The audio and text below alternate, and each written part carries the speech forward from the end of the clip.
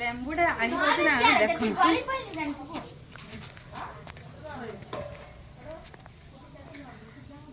ଗଛ ଚଢିବ କଣ୍ଟା ଗଛ ସେଇ ଲାଖିକି ରହିଥିବ ଜୁଲିଟା ଆମେ ଟାଣି ଟାଣି କାଢିବା ଆବେ ଯଦି ସିଆଡୁ ଗଲେ ତୁ ସିଆଡୁ ଯିବୁ ଜୁଲି ଜୁଲି ଜୁଲି ଜୁଲି ତୁ କାଇଁ କୋନି ମୁଁ ତମକୁ କାଙ୍କ ଦେବ ଜୁଲି ଫାଇନାଲି ଦେଖାଅ ଦେଖାଅ ଫାଇନାଲି ଜୁଲି ଲେମ୍ବୁ ନେଇ ଆସିଛି ଏବେ ଆମେ ଲେମ୍ବୁ ଖାଇବୁ